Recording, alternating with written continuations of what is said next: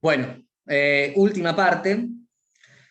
Y acá quiero que vuelvan a los argumentos que cada uno de los actores en este problema de la Burkini. Nino menciona tres tipos de argumentos. Está el paternalismo, el perfeccionismo y la defensa social. ¿Ustedes cómo relacionaron estos tres argumentos con los argumentos que dan los intendentes, el presidente y bla, bla, bla, bla? Es decir, yo lo que les pido es que asocien estos argumentos que da cada uno con los modelos que da Nino. Los argumentos paternalistas, los argumentos perfeccionistas y los argumentos de defensa social. ¿Se entiende lo que les pido que hagan? ¿O no? A ver, ¿qué argumento de los que están ahí es perfeccionista? El de la higiene, Ajá, a ver, la ¿por higiene qué? personal, y sí, ¿Por porque le qué? está tratando, el Estado le está tratando de imponer un ideal de vida a la persona. O sea, ¿Otro? una forma de llevar algo que es muy personal. Sí, Porque el paternalismo, estamos hablando de ese, ¿no? Paternalismo. sí, a ver. Ah, que le dice, bueno, te quiero cuidar, por eso te digo que por higiene, por tu propia higiene, no creo que uses bikinis, pero en realidad es una idea de él, porque sí, Ok. a la mujer musulmana le gusta usar burkini, por más de que se ensucie, tal vez, bueno, no es un problema del Estado. ¿Qué, qué es lo que dice el paternalismo? Empecemos primero con el perfeccionismo. El perfeccionismo es un argumento que Nino dice que la Constitución prohíbe. La Constitución prohíbe que el Estado utilice argumentos perfeccionistas para prohibir conductas, para prohibir planes de vida. De vuelta, como decíamos antes, el Estado no puede decir tal concepción de la vida es mala. ¿Cuál es la diferencia entre el perfeccionismo y el principio de autonomía? En el principio de autonomía, lo bueno y lo malo lo decide cada individuo. De vuelta, lo bueno y lo malo lo decide cada individuo. Si una conducta es autodegradante, no importa. Siempre que no afecte de manera sustancial a terceros, esa conducta va a ser permitida bajo el principio de autonomía personal. En cambio, en el ideal perfeccionista, lo bueno y lo malo está establecido por fuera del individuo. Dirían que el individuo no tiene la capacidad para decidir lo bueno y lo malo. Que lo bueno y lo malo está en un texto religioso, que lo bueno y lo malo está en el Código de Conducta de Chile, que obviamente ya no está más, ¿no? Pero en la Constitución de 1833. Hay personas o seres divinos que descubrieron qué es que es lo bueno y lo malo.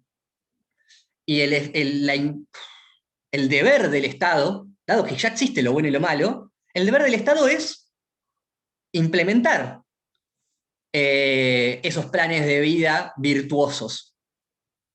Hay planes de vida virtuosos y hay planes de vida degradantes. Nosotros no queremos que la gente esté degradada. Queremos que toda la gente llegue a ser lo mejor que puede ser. Y lo mejor que puede ser ya está establecido que es. Si el Estado tiene un deber moral, un deber jurídico también, de implementar esos planes de vida. Entonces, de vuelta, hoy estoy un poco cinéfilo, seriéfilo. Handmaid's Tale, o El cuento de la criada, es un típico caso de un Estado perfeccionista. Dice, bueno, las mujeres de tal clase social tienen que hacer tal cosa. Los hombres de tal clase social son los que mandan. Los hombres de tal clase social El más inferior, bueno, llevarán adelante el trabajo, traerán el pan a su familia, y de vez en cuando van a poder hacer tal cosa o tal otra con su mujer. Y las mujeres, algunas van a poder ser las esposas de los pudientes, de los dirigentes, otras van a ir al campo de concentración a limpiar no sé qué cosa, que eso no me queda claro qué es lo que hacen, pero se van a morir eventualmente, y otras simplemente sirven para criar hijos. Entonces, y se tienen que vestir de esta manera, tienen que aceptar tener relaciones con el jefe. Perdón, si no la vieron, véanla porque está buena. Pero es un típico estado perfeccionista, abanderados de una interpretación particular de la Biblia, e implementan y regulan cada aspecto de la vida privada de las personas. Y de vuelta, como diría el típico argumento conservador constitucional, para implementar ese modelo moral perfeccionista, hay un Estado que a través de la espada lo implementa. Entonces vemos ahí que están los militares o esa especie de grupos de tareas metiéndose en la vida de las personas, y que si no las cumplís, te llevan a algún lado y no volvés más. No sé si estoy diciendo muy referencial a esto, pero es un típico ejemplo de un Estado perfeccionista. Entonces, el liberalismo prohíbe ese tipo de razones de decir, no, la homosexualidad está mal, comer carne está mal. Aparece, hoy está teniendo cada vez más fuerza. Un argumento así de ese tipo, no sé cómo denominarlo, vegano, diciendo, no, comer carne está mal, no podría ser argumentado para obligar a las personas a no comer más carne. Porque sería aplicar un modelo de perfección moral en un momento en que hay diversidad de opiniones al respecto. Entonces, no podría decirse comer pollos industriales está mal. En principio no parece ser posible como un modelo de perfección moral de imposición sobre los demás. Entonces, el argumento de la higiene, ¿ustedes consideran que está en el ámbito del perfeccionismo o el ámbito del paternalismo? ¿Por qué?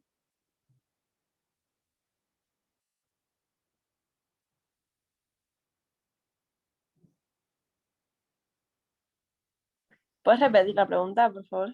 Vieron que en el trabajo dice, hay un argumento que dice el orden público, que además del problema del yihadismo, está la cuestión de los problemas de higiene. El secretario de gobierno del Partido de las Gaviotas dijo eso. ¿De qué tipo de argumento es?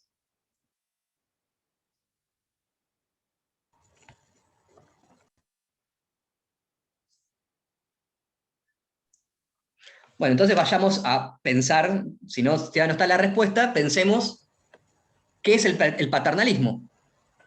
¿Alguien ahí pudo leer qué es esto del paternalismo? Yo leí en Penal, es también un artículo de Nino que habla sobre estos tres estados. Y habla como que el perfeccionismo, si es que no entendí bien, dice No, como paternalismo, que, pregunté. claro, que el paternalismo es como que, por ejemplo, te dice, está mal, pero te da las razones, digamos, como un padre, así lo decía, Ok. como que te da las razones para vos cuidarte. Y el perfeccionismo como que era, no hagas esto y punto, o una cosa así. ¿Quién quiere complementar lo que dijo Victoria? Sí, que el Estado, digamos, toma o se arroga la facultad para poder decidir, en definitiva, por el individuo. ¿En dónde? En el paternalismo. En tanto y en Ajá. cuanto fortalece lo que es la autonomía de la voluntad, digamos, desde un desde esta idea de que el individuo sí es un sujeto que puede razonar y decidir sobre su propia vida, pero dentro de ciertos límites, y esos límites están impuestos por el Estado, que Ok. generalmente son de orden moral. O sea, no es azaroso que acá sea la higiene. Definitivamente, quiero decir una cosa, definitivamente hay una intervención, una interferencia estatal en las conductas de las personas. Pero no sé si es que se arroga la capacidad para decidir. ¿Cuál es el fundamento del paternalismo?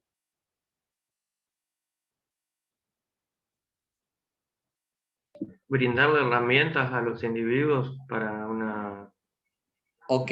para una Entonces, mejor decisión para ellos. entonces parecería, bien, Pero Tomás. la decisión final, en el paternalismo la va a tener, la decisión final en el paternalismo la tienen los individuos. Bien, bien. Entonces, parecería que decir, en el perfeccionismo la idea es, está mal, punto. O sea, porque tu plan de vida está mal. En cambio, en el paternalismo, el Estado pareciera decirnos, hay problemas con tu plan de vida, pero yo voy a tratar de que vos tomes las decisiones, que vos, a final de cuentas, tomes tu decisión. Entonces yo voy a intervenir, voy a interferir, voy a tomar una actitud, ya no me voy a abstener, como dirían los liberales, el argumento liberal clásico. Yo lo que voy a hacer es tratar de que tus decisiones no sean fruto de lo que se suele decir errores, ignorancia, debilidad de voluntad, porque hay ciertas conductas que te van a hacer menos libre, porque tal vez nos criamos en una cultura que no ofrece ciertas opciones.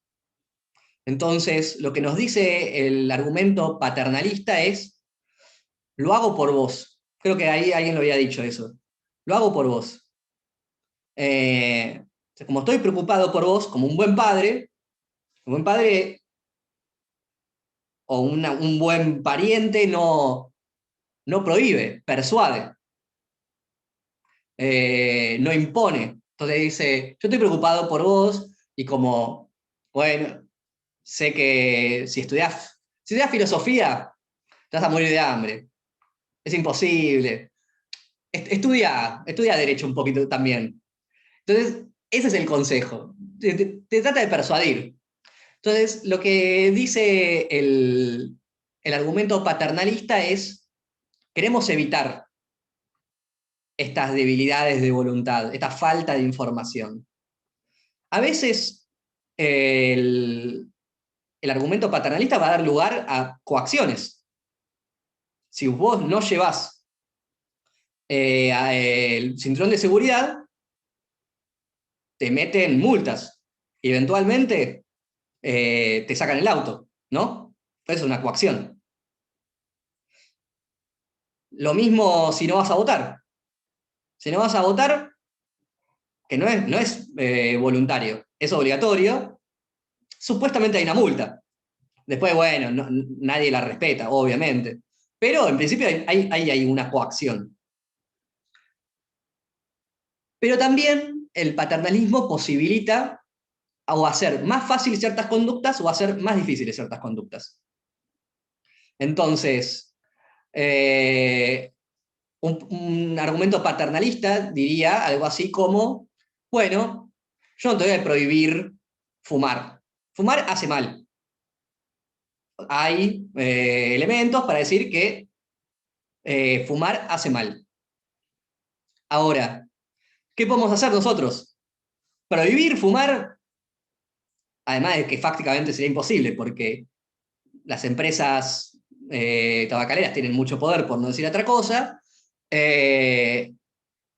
Lo que puede hacer el Estado es ponerte una foto así de un nene, un feto muerto o un órgano sexual destruido o un pulmón. Traqueotomía. Exactamente.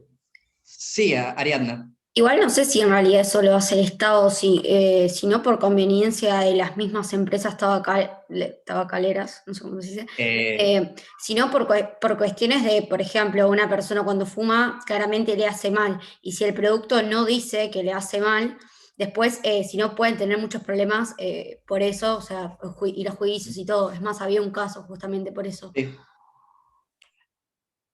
Fácticamente, lo que pasó en Uruguay, acá, es que las empresas tabacaleras resistieron muchísimo. No es una cuestión de derecho consumidor, aunque sí tiene que ver con eso, pero hay una cuestión de si... La pregunta es si esa interferencia es válida o no. Y esa interferencia, el paternalismo la justifica. ¿Por qué? Porque no significa interferir en un plan de vida e imponer ideales de excelencia humana, sino que simplemente lo que hace es dar información. Justamente para que nosotros seamos más libres que antes de saber si no queríamos fumar o no. Por ejemplo, en Europa se hace mucho que en las fiestas electrónicas el Estado o ONGs tienen centros de test de pastillas. Entonces vos llevas tu pastilla, lo que vos quieras, no vamos a entrar en eso, y hay organizaciones permitidas por el Estado que te dicen, esta es una buena pastilla, o esta es una mala pastilla. Y ahí lo que hace es dejar que la persona tome la decisión, pero con información correcta. ¿Por qué? Porque se la compraron al tranza en el medio de la fiesta y, quién sabe, te puedes morir. Te puede pasar algo muy, muy malo. Entonces el Estado ahí dice, tiene problemas. Si vos consumís esto, vas a tener ciertas consecuencias. Lo que nosotros estamos haciendo es garantizar que vos tomes tu decisión de manera informada. Mari, ¿vos querés decir algo? No, sí, que justo ahora se está dando un debate tipo de esto sobre la ley de etiquetado claro en los alimentos, que digamos lo que te proporciona es esta información, que vos seas libre, digamos que tengas más posibilidad y libertad de elegir y sepas lo que estás efectivamente consumiendo. Claro, totalmente. Volvamos al ejemplo de comer carne, o de comer pollitos, o las granjas de cerdos de chinas. Pareciera que la Constitución no permitiría un código moral de consumo de carne o de alimentos. Parecería que eso, no. Sí puede posibilitar que en el envoltorio del pollo te pongan las imágenes de los pollitos siendo torturados o lo que sea que pase ahí, para que uno después dice, yo quiero consumir esto, quiero ser parte, quiero ser cómplice, yo considero que los pollos tienen derechos o no. Eso sí posibilitaría un argumento paternalista. Entonces, el argumento paternalista también justifica, ahora hay todo un debate en Estados Unidos. ¿Puede el Estado hacer que McDonald's tenga los sándwiches los más calóricos o los peores para tu salud, que esté más chiquito en el mostrador? Y hay todo un debate si eso es compatible con la autonomía o no. Pero claramente los que proponen una modificación del menú de McDonald's es un argumento paternalista. Es decir, bueno, el consumo de grasas saturadas en Estados Unidos nos está llevando a la obesidad y eso tiene problemas. La gente se está muriendo. ¿Prohibir el pollo frito? No. Pero sí podemos hacer que el pollo frito esté más chiquito y que la ensalada, o la opción veggie, o la opción no sé qué, está más presente en el menú. Entonces, esas son las medidas paternalistas. John Stuart Mill diría que eso está prohibido. Que el único límite posible a la autonomía es el daño a terceros. Entonces, si yo me quiero clavar 20 baldes de pollo frito en KFC, me lo tienen que dar. Me lo tienen que poner gigante si ellos quieren, porque también las empresas tienen derecho a hacer publicidad como quieran. Yo también diría, cualquier regulación sobre eso está prohibida. Siempre que no se afecte a terceros, no hay discusión. Nino habilita regulaciones paternalistas. Su teoría del liberalismo y del principio de autonomía entiende que siempre que se trate de evitar problemas de coordinación o de que sea suministrar información sin reemplazar la voluntad, eso es un argumento válido. ¿Se entiende la diferencia entre paternalismo y perfeccionismo? Sí, Y por yo último, tengo una pregunta. sí, así, dale. ¿Qué pasa cuando el argumento que da el paternalismo es inválido o ilegítimo o no está bien y te hace hacer algo que... Porque pueden poner el paternalismo. Obvio. Nino dice, hay paternalismos justificados e injustificados. En la medida que descansen en el derecho penal, Nino lo va a ver como algo problemático. En la medida que escondan razones perfeccionistas, él lo va a ver como prohibido. De vuelta, hay un límite muy delgado entre el paternalismo válido y el inválido. Pero bueno, hay detrás del argumento paternalista parece haber alguna idea de que el Estado tiene un deber mínimo, siquiera, de ayudarnos a ser libres, ayudarnos a tomar decisiones. Que el rol del Estado no es desentenderse, sino que implica ayudarnos a ser libres, a garantizar los requisitos, si quieren, mínimos, que son necesarios para tomar decisiones autónomas. Y por último está el argumento de la protección o defensa social. El argumento de la defensa social es un argumento que dice que no vamos a prohibirte una conducta, no vamos a interferir en tu conducta porque esté mal, o por vos, sino por el resto de la comunidad. Porque vos generás efectos en la comunidad en sí, no en terceros, sino en la comunidad. Es como si dijéramos que vamos a prohibir cierta conducta porque va en contra de la productividad, o va en contra de la salud social, es decir, de elementos abstractos. Y Nino critica ese tipo de argumentos. Las critica en la medida que va en contra del principio de inviolabilidad de la persona. Dice, las personas no pueden ser utilizadas como meros medios para lograr la mayor autonomía de los demás. No podemos sacrificar una persona por el resto. Eso va en contra de cualquier concepción justificable de la autonomía. No podemos decir, bueno, vamos a esclavizar al 20% de la población porque eso nos va a permitir que el resto seamos más libres. Cada uno de nosotros valemos por nosotros mismos y tenemos iguales derechos, igual dignidad. Y nuestros derechos no pueden ser violados por el mayor bienestar de los demás.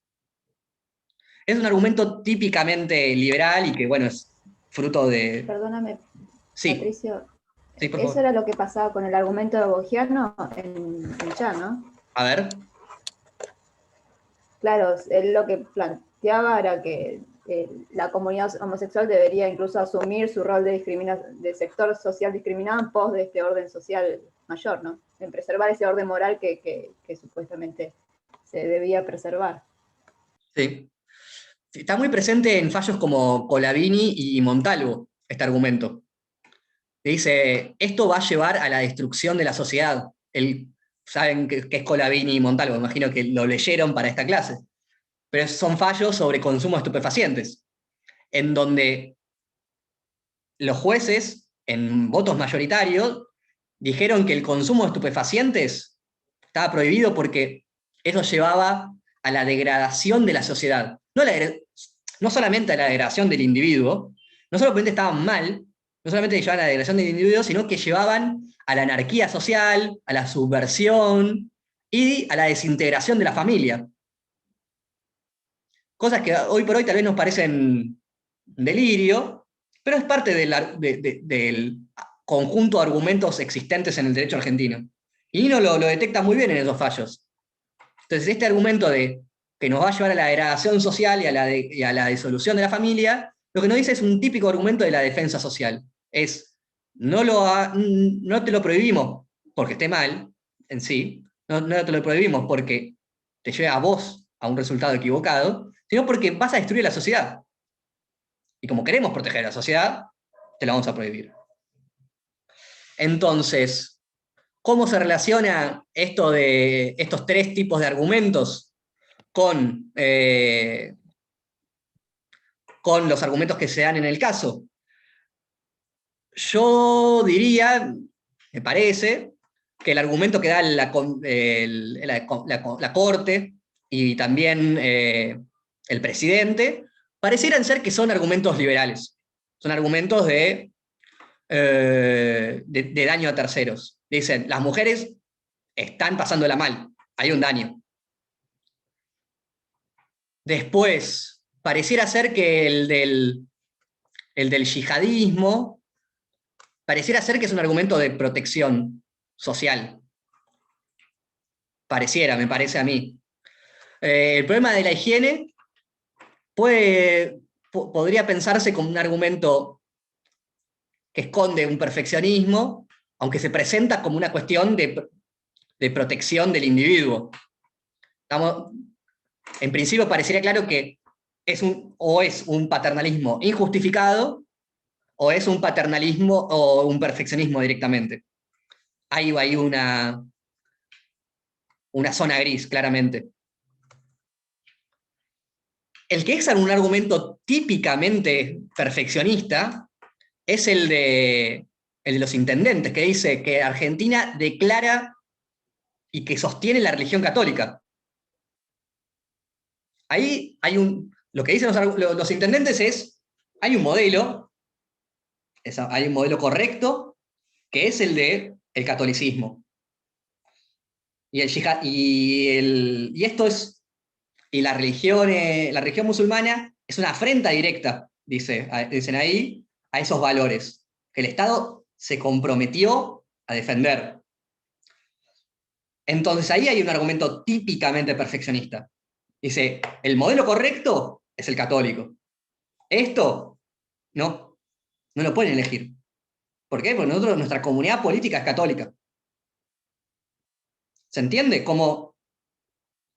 mí me interesaría que, además de analizar estos argumentos en base a si hay daño, también detecten si son argumentos válidos o no para el liberalismo, o para el artículo 19, diríamos. Entonces, y que digan, bueno, si es un argumento paternalista, puede llegar a ser justificado, si es un argumento perfeccionista, parece que no, y que vayan desglosando estos argumentos en base a los principios de Nino, o del liberalismo. Sí, Nico.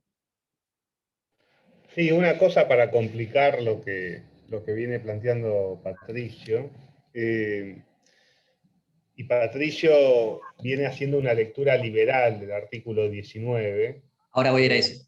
Ok, bueno, que no es la única lectura, es la lectura que proponemos, pongámosle así, pero no es la única lectura. De hecho, cuando uno lee a Nino en su reconstrucción del 19, al propio Gargarella no le cierra la reconstrucción del 19 que hace Nino. Entonces, no compren liberal está bien, radical está bien o mal, conservador está bien o mal. No. El tema es que ustedes puedan detectar qué tipo de argumentos son. Después, si está bien o está mal, si están de acuerdo o no están de acuerdo, si es compatible con la Constitución o no, es otro asunto súper interesante, pero quiero que, digo, porque, y a su vez, a Patricio es liberal, ¿está bien? Entonces, hay veces que en el afán de la explicación puede parecer que lo liberal está bien, lo conservador está mal. No es tampoco la intención de Patricio ponerlo en esos términos ni de ninguno de nosotros, simplemente identificar fundamentos.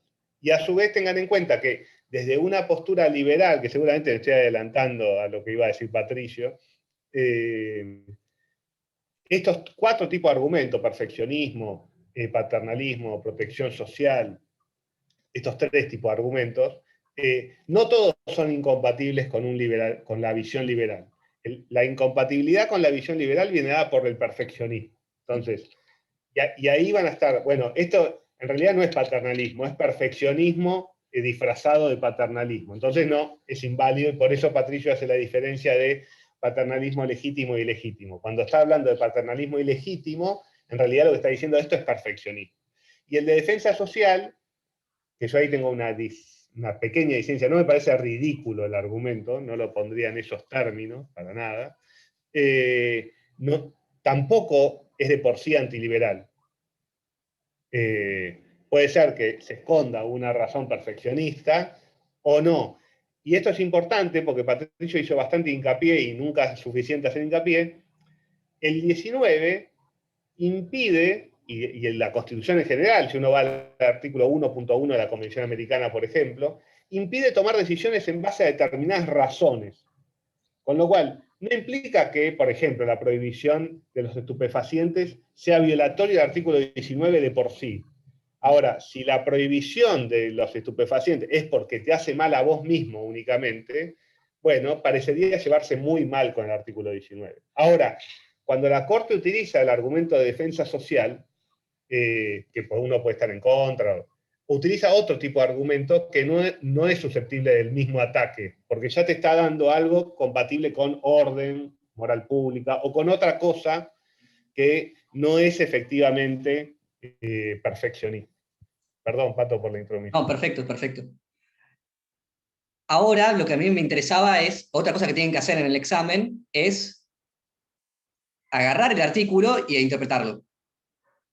Y utilizar, Juliana, si querés que hagamos eso después de clase, así no termino de dar todo y... ¿Puede ser? Dale. Bueno, hay que hacer interpretación constitucional. Y hay que utilizar algún mecanismo para ver qué es lo que significa esto de afectación a terceros, orden y moral pública. Y ahí lo que yo esperaría que ustedes hagan es, bueno, aplicar algún tipo de técnica interpretativa. Puede ser una lectura originalista. Y el originalismo presenta un problema, que ya lo mencionamos en la clase de interpretación, pero que se ve muy bien acá. En la Constitución de 1853, en la Convención, Gorostiaga, yo vivo, es un dato personal, ¿no? Pero vivo en la calle Gorostiaga, así que es el que redactó la Constitución. Y es un típico liberal. Y ustedes saben que la Constitución argentina es fruto de un pacto entre liberales y conservadores. Y en la Convención había liberales y conservadores. Faltaban los radicales ahí. Y el artículo 19 fue defendido por liberales y conservadores de igual manera. Hubo negociaciones en el medio sobre cómo tenía que escribirse, si tenía que ser orden público, moral. Pero definitivamente el artículo 19 muestra los problemas del originalismo. ¿Por qué? Porque, como les decía, Gorostiaga era un liberal, y cuando defendió en la convención, ahí cuando estaban redactándolo, dijo, esto es el sueño de los liberales.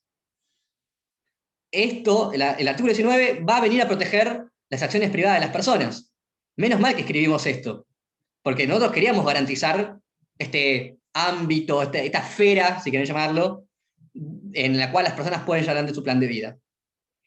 Y después había otro, Ferré, otro convencional, que dijo, el artículo 19 es el mejor del mundo, porque viene justamente a darle la posibilidad al Estado de interferir en esas conductas dañosas. El 19, dice Ferré, garantiza esta visión de supremacía de la comunidad sobre el individuo. ¿Por qué? Porque establece estas causales de orden y moral pública. Nino, entonces sabemos que en el artículo 19 están estas tres causales, y tenemos que hacer una interpretación de qué significa. El originalismo parece que no nos da muchas, si quieren, muchas garantías de nada, porque nos está dando las dos formas están en el originalismo. En la Convención Constituyente hubo gente que votó a favor de este artículo porque pensaba que era el más liberal de todos, y hay gente que lo votó porque pensaba que era el más conservador de todos. Entonces, es verdad lo que dice Nico. El derecho argentino conviven, en la Constitución argentina convive el liberalismo y el conservadurismo. Nino hace una reconstrucción liberal del artículo 19. Y él dice que, es un argumento complicado, dice, el artículo 19, cuando habla de afectación a terceros, orden y moral pública, está hablando de lo mismo, está siendo redundante. En un pasaje dice algo así como, bueno, no es una técnica que suelen utilizar los legisladores. ¿Por qué? Lo que dice es que todo lo que afecta a terceros, de manera sustancial, afecta al orden de los derechos, y automáticamente pasa al ámbito de la esfera de la moral pública, que ya dijimos que es lo contrario a la esfera de la moral privada. Entonces él hace una lectura como si estos tres causales fueran redundantes, fueran una explicación una de la otra, una forma de decir o de denominar lo mismo. Otros podrían hacer una lectura moral del artículo 19. Podríamos utilizar la técnica dworkiniana, de decir, lo que está haciendo el artículo 19, presentar el artículo 19 a su mejor luz. Diría, tal vez Gargarella, no lo sé, pero Gargarella tal vez diría eso. La mejor versión del artículo 19 es la liberal, porque se amolda a nuestra práctica jurídica, porque presenta el liberalismo en su mejor versión, porque hace o legitima que podamos llevar adelante nuestros planes de vida, y consideramos que eso es algo deseable, algo necesario para reconstruir el edificio constitucional y los derechos. Pero de vuelta, a mí me interesaría que en el examen, ante estas dudas interpretativas, ustedes recurran a alguna técnica. Pero también el problema de la mejor luz es que también uno podría decir que a la mejor luz o la mejor reconstrucción posible del 19 es la que permite la interferencia estatal desde una visión conservadora. O sea, no podemos permitir que las conductas de las personas se degraden a sí mismos, no podemos permitir que se degraden en la sociedad, necesitamos sostener una moral pública fuerte, y eso me habilita a restringir conductas. Hay un autor muy interesante, de los mejores constitucionalistas del momento, que acá no llega mucho, pero donde él utiliza la técnica dworkiniana, esta de presentar una lectura moral de la Constitución, que se llama Adrián Vermeule, y dice, tenemos que hacer una lectura moral conservadora de la Constitución, donde prime justamente la idea perfeccionista del Estado. Entonces, uno puede hacer o aplicar técnicas interpretativas para hacer una lectura del 19. Yo esperaría que ustedes hagan eso en el examen, y esperaría que lo hagan también en los trabajos prácticos. Se dan cuenta de vuelta, hay que hacer mucho esfuerzo para contestar bien el examen. Tienen que hacerse cargo de lo que dicen los demás. Si a ustedes les toca defender una posición, van a tener que decir por qué la mejor versión del 19 es la que sostienen ustedes y no la de los demás. Tendrán que ver qué es lo que dijeron los padres fundadores. Tendrán que ver qué es lo que dice, o si es compatible con la teoría, no sé, de Eli, o no, lo que sea. Podrán tener que elegir una teoría y aplicarla. Y defenderla de los ataques de los demás. Y por último, hay 2 o 3 cosas que me interesaría debatir. Primero, el rol del Poder Judicial en esto. Como dijimos al principio, Nino es escéptico del rol de los jueces en una democracia. O al menos él dice eso. Bueno, ustedes leen la Constitución de la democracia deliberativa y dice, no, bueno, está el problema contramayoritario. Es un problema eso. La legitimidad de la democracia se basa en la participación y en la discusión. Las decisiones imparciales las tomamos entre todos. Nino cree que eso se aplica al ámbito de la esfera de la moral pública. Entonces, los jueces van a tener un rol muy mínimo. Él diría procedimentalista. Él rescata ahí el procedimentalismo de Eli para decir que no se van a poder meter en decisiones sustanciales. Pero sí, los jueces van a tener una autoridad y un deber y un rol fundamental cuando se viene la autonomía. Cuando el Estado se entromete en esta esfera privada, los jueces van a estar completamente habilitados para Nino para declarar inconstitucional, por ejemplo, esta ley si consideramos que no hay afectación a terceros. Si consideramos que no hay afectación a terceros, los jueces tienen toda la posibilidad y el poder para declararla inconstitucional. ¿Por qué? Porque ahí, de vuelta, la imparcialidad no está dada por la democracia, por la participación de cada uno de nosotros, sino que va a estar dada por cada uno de nosotros.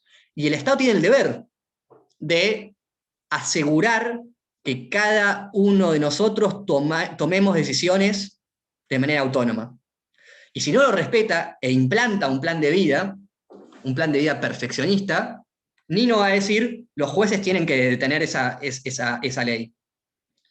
Ahí la imparcialidad no va a estar dada por la democracia, sino que va a estar dada por el razonamiento individual. Y si el individuo quiere llevar adelante esa conducta, el juez tiene que defenderla y declarar la inaplicabilidad, en este caso, de la ley o la inconstitucionalidad, o lo que sea. Entonces, para temas de autonomía, Nino cree en un poder judicial muy fuerte. Muy fuerte. Por eso para Nino, y a mí me parece complicado esto, y voy a dar una razón por la cual me parece complicado, Nino defiende claramente Roe versus Wade. También es un fallo que ustedes tienen para leer, donde los jueces de la noche a la mañana crearon el derecho al aborto en Estados Unidos. Y no ahora, en 1970. Y Nino dice, esto es un gran ejemplo de lo que deberían hacer los jueces. Roe versus Wade se justifica porque para él ahí no hay afectación a terceros y estaban metiendo en el plan de vida de la mujer que no quería llevar a cabo o a término su embarazo. Entonces, cualquier ley o restricción indebida sobre su plan de vida tiene que ser rechazado por los jueces. Esto es lo que diría Nino, y por lo tanto Nino defiende que los jueces de repente creen el derecho al aborto en Estados Unidos. Y Nino quizás diría lo mismo en Argentina. Dice, los jueces no tenemos que haber esperado a la ley del año pasado. Tenemos que haberlo hecho mucho antes, y lo tenía que haber hecho un juez. De vuelta, hay autores que hoy siguen defendiendo esto. No sé, por ejemplo, Saba es un catedrático, no sé si lo han escuchado hablar, que defiende que los jueces deberían haber declarado el matrimonio igualitario, deberían haber declarado el acceso al aborto, en base a una filosofía política y una lectura de la Constitución. Pero Nino cree en el rol de los jueces en sostener la autonomía. Podrían pensarlo también para, no sé, Portillo, aunque vimos que Portillo tiene sus vericuetos, pero Portillo también podría ser un caso en donde el Poder Judicial está habilitado a sostener la autonomía de las personas. A mí, y esto ya es una nota personal, yo creo que eso es complicado. Y yo creo que la distinción entre moral pública y moral privada es compleja. ¿Por qué digo esto? Yo pienso que otra de las tradiciones que ustedes tienen ahí, que es la tradición republicana, o hay una versión posible del republicanismo que sería escéptico de este rol de los jueces y de esta división entre moral pública y moral privada. En el sentido de que una versión del republicanismo no cree que los derechos sean previos al Estado, en el sentido fuerte de la palabra, sino que los derechos son fruto de la deliberación democrática, o al menos son coexistentes, son coetáneos. Entonces, no podría haber un derecho anterior al aborto o a consumir estupefacientes. Eso lo tiene que decidir la ciudadanía. Obvio, con ciertos prerequisitos, diría un republicano. Tiene que haber igualdad de influencia, tiene que haber igualdad de participación, tiene que haber seguramente igualdad o cierto piso mínimo de ingresos. Pero el republicanismo cree en esto de, no cree tanto en la división entre cosas que puede hacer el Estado y que no puede hacer el Estado. El Estado puede hacer todo. El Estado, de hecho, diría Rousseau, tiene el deber de hacernos libres. ¿Se acuerdan?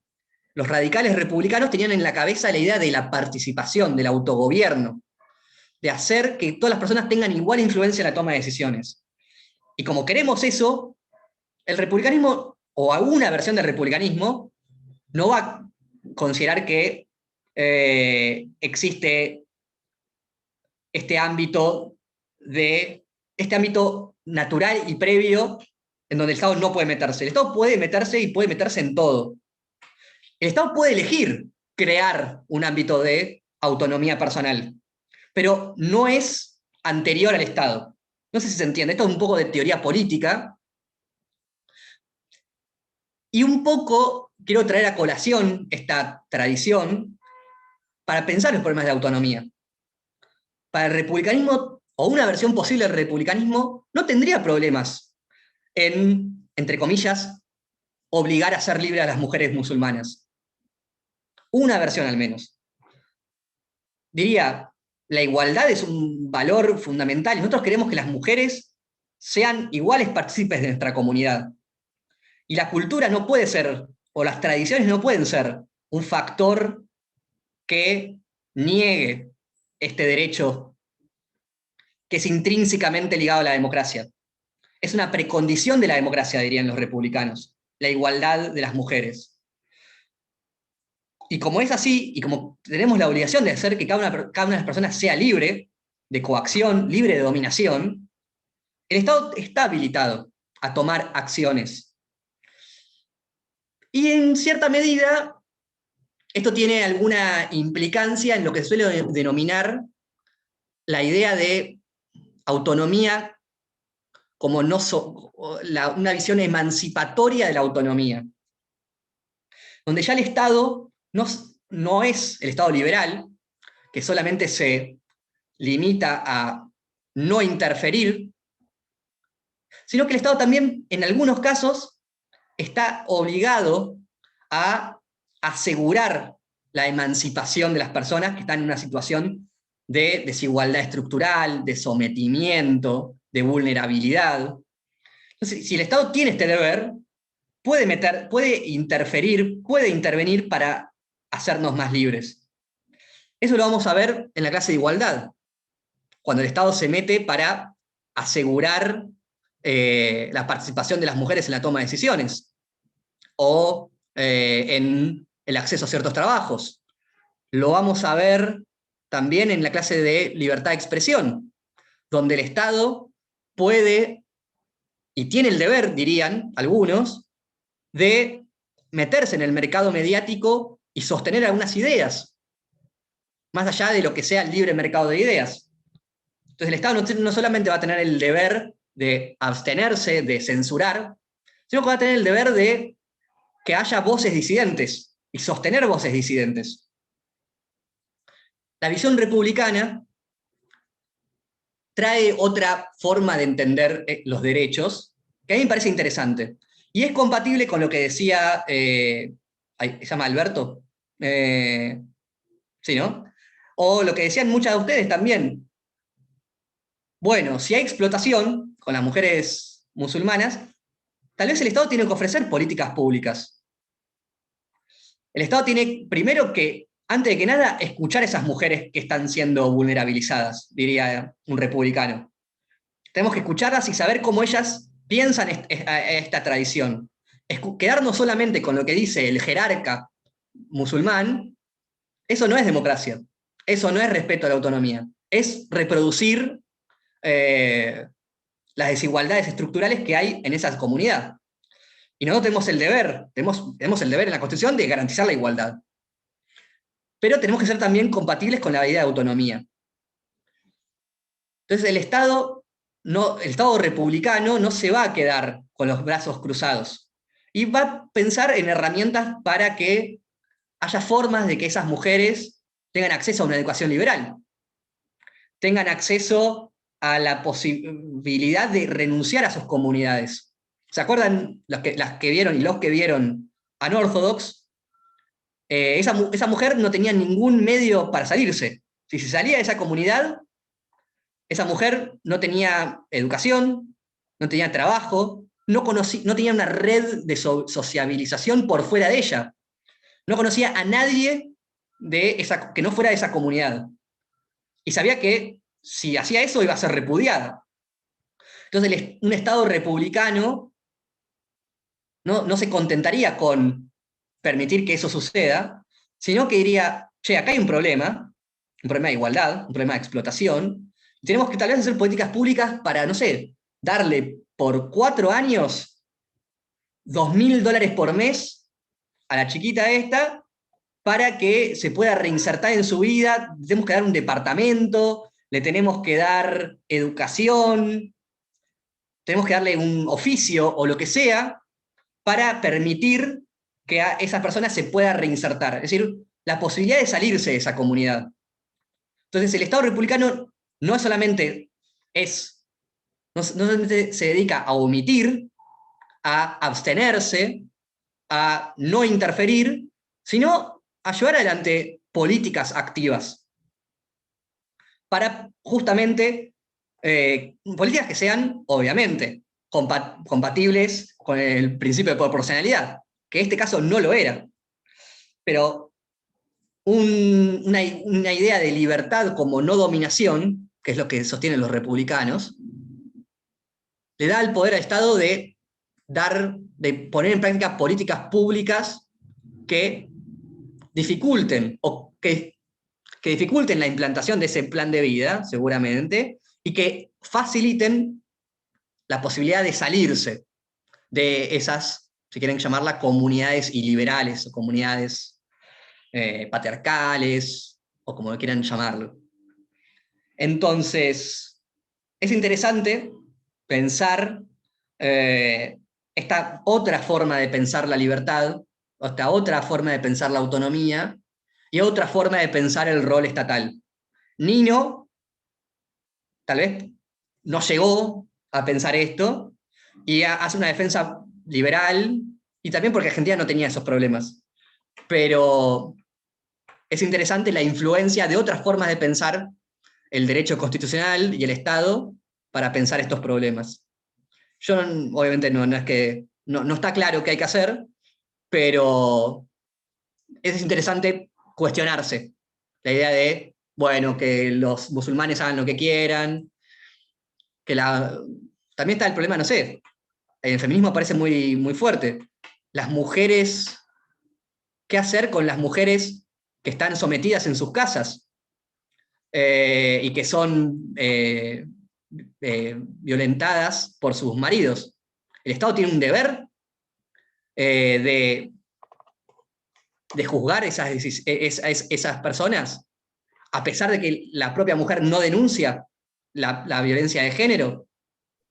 Son cosas que no están fuera del... Yo creo que tal vez la cuestión de los musulmanes es más lejano, pero el problema de la debilidad de voluntad, de las relaciones de poder, del sometimiento, está mucho más presente de lo que nosotros pensamos. Y se podría pensar, en este caso, de las mujeres que no deciden o que no toman la decisión fuerte y difícil de denunciar a sus maridos, y de que siguen en ese patrón de violencia.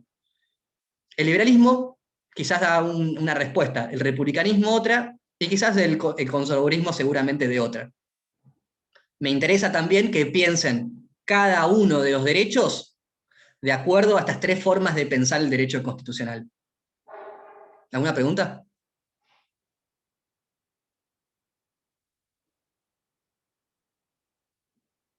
Nada. Vimos el problema más Patricio. importante de la Argentina. Sí, por favor, Candela.